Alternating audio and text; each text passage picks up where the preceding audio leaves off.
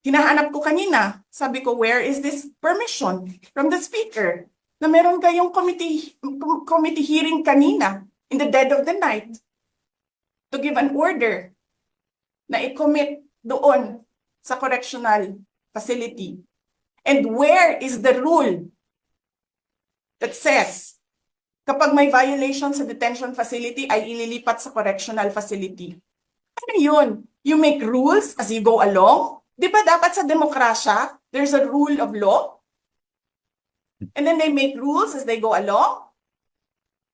Kung ano lang, whatever pleases the speaker, get her out of the House of Representatives kasi hindi siya dapat nandiyan. Bakit? Pagmamayari niyo ba itong compound na ito?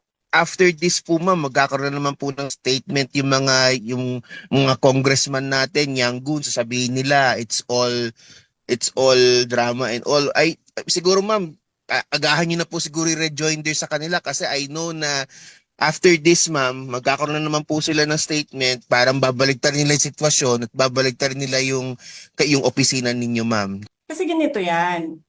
Alam natin lahat, di ba? Sobra kahayahay ang House of Representatives. Wala yan silang trabaho ng Friday.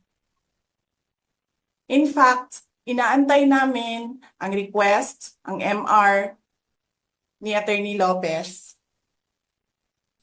So alam namin na walang trabaho ang House of Representatives pag Friday. And then suddenly, kanina, yun na nga, sinabi niya kung anong nangyari dito na side. Tinawagan niya ako, sabi niya, you need to come because I need a lawyer. So pagdating ko dito, I told them I'm the lawyer. Pumasok ako. And then I read the order. And then while I was reading the first order, another order came in. And then, nakita ko doon sa order nila na parang by unanimous vote, parang ganyan. And then sa akin naman, parang paano kayo nag-meeting? Wala nga kayong trabaho pag Friday. Sobra kahayahay ninyo ng mga tao. Kaming lahat, sa Office of the Vice President, Monday to Friday ang mga trabaho namin. Sa ibang opisina, Monday to Friday. I'm not saying na bawal yan. But, alam mo yun, that is something that civil service should think about. May mga opisina ng gobyerno, 4 na araw lang pumapasok. Yung iba, 5 araw pumapasok. Nandyan sa daan, sa init, sa ulan, nandun sa bundok, naglalakad, tumatawid ng mga sapa, Monday to Friday, mga government employees. And then we have a House of Representatives, Monday to Thursday lang ang trabaho.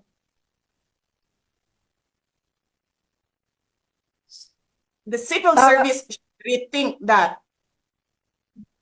Ganyan. So anyway, wala sila. Wala silang trabaho.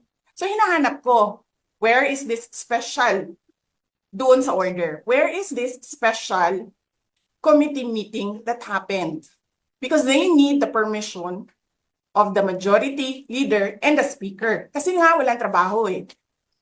So kailangan nila ng permission. Walang nakalagay doon. So how is that a legal order?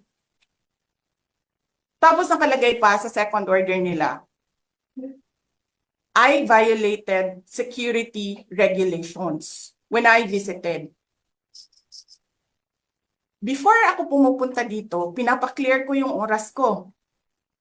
11 to 1, 4 to 5. Anong security violations ang violate ko dito sa loob? They allow other visitors to come in here. Pero ako, sinabihan ako kanina, hindi ka pwede bumisita dyan sa loob. Doon kayo sa visitor center. Ililipat namin. And then I said no. Sabi ko, sinabi ni Secretary Chua, through that lawyer, I think Attorney Agnes, I don't know if I remember the name correctly right now, na yes, she can visit subject to the guidelines of the detention center. And so anong ginawa ko mali? Basta na lang ba ganon, sasabihin nyo, I violated security regulations? Ano yun? Wala naman akong 2 baril. Nung sinabi sa akin na hindi ako pwede pumasok, nag-antay ako. Alam mo, binibigyan ko pa ng pasensya yan si Taas ba yan? Kanina eh. Ngayon hindi na. Nagsinungaling pa siya. Na I refused daw to leave last night when I did not even know na pinapaalis ako. Ang sinabi lang sa akin, papatayin ang kuryente. Which I said, okay lang. Kasi may flashlight naman ako. Hindi ko naman kailangan ng kuryente. Tapos kanina sa media, pinapalabas nila na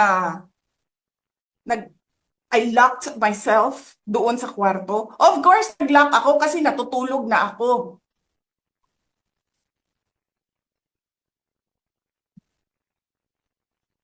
Tapos, what? Bawal ako magstay sa opisina ni Congressman Pulong Duterte. Bakit? Is that government property? I was allowed by the lawful occupant and possessor of that office to stay there, to assist a detainee who is inconsolable right now, na hindi mo na alam kung yung sakit niya sa likod is a heart attack o ano, kasi hindi nila pinapapasok yung doktor. 'Di ba? So yes, hinahanap ko kanina, sabi ko, where is this permission from the speaker? Na meron kayong committee hearing kanina in the dead of the night to give an order na i-commit doon sa correctional facility. And where is the rule that says kapag may violation sa detention facility ay ililipat sa correctional facility? Ano yun? You make rules as you go along? Ano yun? Di ba dapat sa demokrasya, there's a rule of law? And then they make rules as they go along? Kung ano lang, whatever pleases the speaker, get her out of the House of Representatives kasi hindi siya dapat nandiyan. Bakit? Pag may-ari niyo ba itong compound na ito? And then sasabihin pa nila sa akin na there is a threat to my life inside the batasang pambansa? Why is there a threat to my life? This is the most secured facility because nandito lahat ng mga spoiled brat sa ating bansa. Tapos, sasabihin pa nila, well, pabigat ka sa amin kasi kailangan namin dagdagan ang security mo. Bakit? Trabaho ba nila magbantay sa akin? Eh di ba trabaho ng DPSPG yon? Na may I just say? Binabawasan nila ng binabawasan araw-araw? Na as if this office is not the second highest office in this country?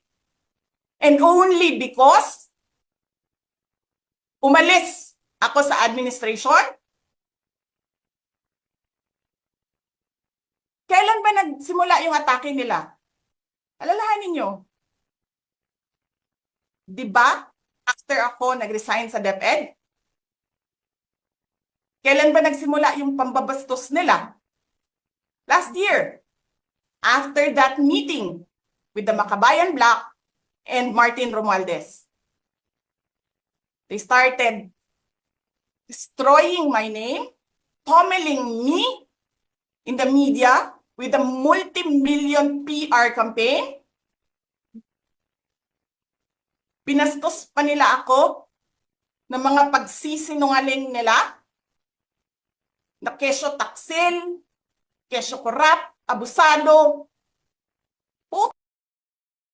ang corrupt. Yung mga congressman na yan na nag-hearing, anong sinasabi nila? Pagkatapos, pag na-off na ang mic, pag wala ng media, pasensya na kayo ha. Kailangan kasi namin ng pera. Mag-eleksyon na kasi. Pakisabi kay Sara ha. Hindi ko naman gusto tong ginagawa ko eh. Puto, hindi mo pala gusto ginagawa mo eh. Bakit mo sinisira pangalan ko? Joel Chua.